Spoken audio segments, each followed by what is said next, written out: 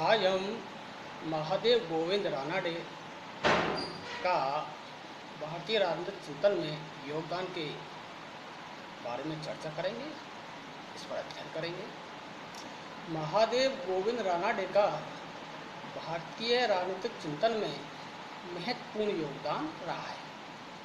वे भारतीय राजनीतिक चिंतन की उदारवादी परंपरा के प्रमुख समर्थक थे तथा रानाडे व्यक्तिगत उत्कर्ष अथवा यश के लिए लालायत नहीं रहे। उदारवाद एवं पवित्र जीवन उनके जीवन के स्तंभ थे। उनका गौरवशाली जीवन प्रत्येक भारतीय के लिए महान प्रेरणा का स्रोत रहा। रानाडे ने सामाजिक, राजनीतिक, आर्थिक, धार्मिक, भारतीय राष्ट्रवाद, शिक्षा आदि सभी क्षेत्रों में अपने रचनात्मक विचार प्रस्तुति तथा इतिहास और अर्थशास्त्र उनके प्रिय विषय रहे। 1896 में रानाडे ने पूना में दक्षिण सभा की स्थापना की। रानाडे का सामाजिक और राजनीतिक दर्शन बहुमुखी था। रानाडे में भारतीय अध्यात्म और दर्शन के प्रति अडिग आस्था थी और इसकी व्याख्या वे बड़े ही सरल एवं सुबोध ढंग से किया करते थे। केशव चंद्र सेन की प्रेरणा से रानाडे 1867 में प्रार्थना सभा के सदस्य बने। वे शांति एवं आत्मानुशासन के प्रतीक थे। समाज सुधार के क्षेत्र में उनके योगदान को भुलाया नहीं जा सकता। सामाजिक क्षेत्र में कई महत्वपूर्ण कार्य किए। सामाजिक परिवर्तन के लिए वे क्रांतिकारी उपायों का समर्थन नहीं करते थे। उन्होंने रचनात्मक परिवर्तनों को शांतिपूर्वक तरीके से प्रभावी बनाने में विश्वास प्रकट किया। रानाडे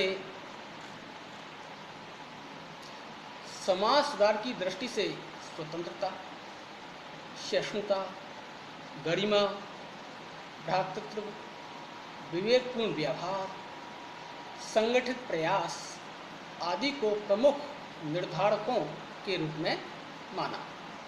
रानाडे कुरीतियों, अंधविश्वासों आदि सामाजिक बुराइयों के उन्मूलन के लिए वे राज्य की सहायता में विश्वास करते थे। रानाडे का विचार था कि सामाजिक सुधार के बिना राष्ट्र की उन्नति नहीं हो सकती। रानाडे ने जीवन भर यथाशक्ति सामाजिक बुराइयों और कुसंस्कारों का विरोध करते रहे तथा इन बुराइयों को दूर करने के लिए ही उन्होंने संगठनों का निर्माण किया और नवयुवकों को प्रेरित किया। रानाडे का संपूर्ण जीवन ही समाज सुधार के लिए एक अभियान था। उन्होंने भारतीयों को पिछड़ेपन और कुरीतियों से ऊपर उठने का संदेश दिया। रानाडे ने नारी उत्थान के लिए विशेष प्रयास किए। विधवाओं के पुनर्विवाह का पक्ष लिया। रानाडे सामाजिक सुधारों को राष्ट्रीय चरित्र के साथ जोड़ते थे। रानाडे ने भारतीय इतिहास का गहन अध्ययन किया। उन्हें भारत के अतीत एवं गर्व था। भारत के अतीत पर उन्हें विशेष गर्व था। उनका विश्वास था कि भारतीय इतिहास के गर्व में गहन नैतिक शिक्षाएं छिपी हुई हैं। इतिहास संबंधी उनके विचार उनके प्रसिद्ध ग्रंथ दी राइज ऑफ मराठा पावर में निहित हैं। रानाडे के धार्मिक विचार उनके सामाजिक एवं राजनीतिक विचारों से जुड़े हुए हैं। वे अपने धार्मिक विचारों में अंधविश्वास तथा असहिष्णुता का हमेशा विरोध करते रहे। रानाडे ने नास्तिकवादी विचारों का की आलोचना करते हुए धार्मिक भावना का पूर्ण समर्थन किया। रानाडे ईश्वरवादी थे। वे मानते थे कि ईश्वर द्वारा प्रकृति का निर्माण एवं नियमित किया जाता है। रानाडे ने 1868 में एथिस्टस कॉन्फेशन ऑफ फेथ लेख लिखा। इस लेख में रानाडे ने धार्मिक ज्ञान, ईश्वर, परमात्मा तथा आत्मा का संबंध एवं पाप आदि का विवेचन किया। महादेव गोविंद रानाडे आर्थिक क्षेत्र में भी पूर्ण रुचि रखते थे। उन्होंने भारत की आर्थिक रूप से पिछड़ेपन की स्थिति पर गंभीरता से विचार किया और उसके कारण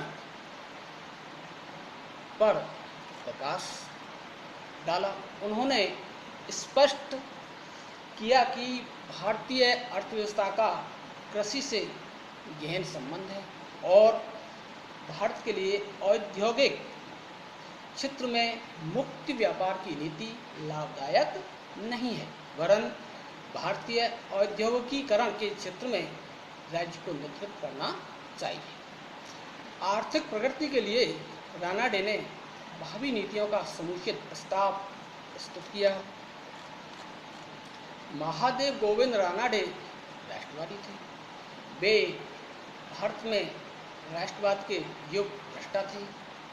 रानाडे का राष्ट्रवाद सांस्कृतिक एवं मानवीय राष्ट्रवाद था। रानाडे भारतीय राष्ट्रीय कांग्रेस के संस्थापकों में से थे और उन्होंने हिंदू प्रकाश और सार्वजनिक सभा के माध्यम से जनता के राजनीतिक शिक्षण का कार्य भी किया।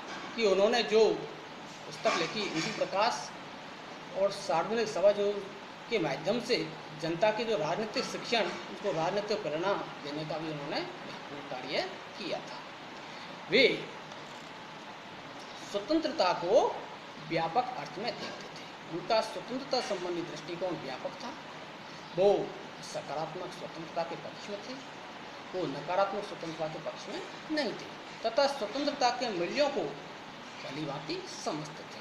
रानाडे की स्वतंत्रता संबंधी मान्यता उदारवादी थी, क्योंकि रानाडे एक उदारवादी विचारधारा में विश्वास करते थे, उदारवादी विचारधारा के समर्थक थे। रानाडे प्रशासनिक विकेंद्रीकरण के पक्ष में थे, अर्थात वो ये चाहते थे कि अगर वास्तविक लोकतंत्र को स्थापित करना है तो प्रशासन का विकेंद्रीकरण होना चाहिए, उसका केंद्रीकरण कम से कम होना चाहिए, आवश्यकता के अनुसार होना चाहिए, उसका ज़्यादा से ज़्यादा विकेंद्रीकरण करना चाहिए तथा भारतीय लोक प्रशासन में सुधार चाहते थे कि उनकी इच्छा थी कि भारतीय लोक प्रशासन में सुधार भी किया जाए, उसमें परिवर्तन किया जाए और भारतीयों को प्रशासन में भागीदारी का पूरा मौका प्रदान किया जाए।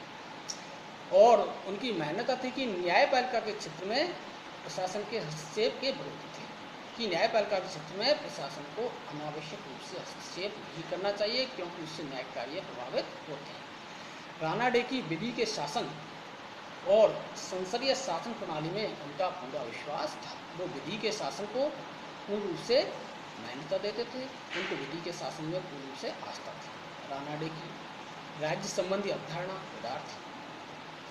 रानाडे के राजनीतिक विचारों में राज्य का कल्याणकारी पक्ष, नागरिकों का उत्तरदायित्व विशेष महत्व रखते हैं, कि वो चाहते थे राज्य को कल्याणकारी कार्य करने चाहिए, जनता के हित में कार्य करने चाहिए और नागरिकों का उत्तरदायित्व क्या है इस पर उन्होंने विचार व्यक्त किए।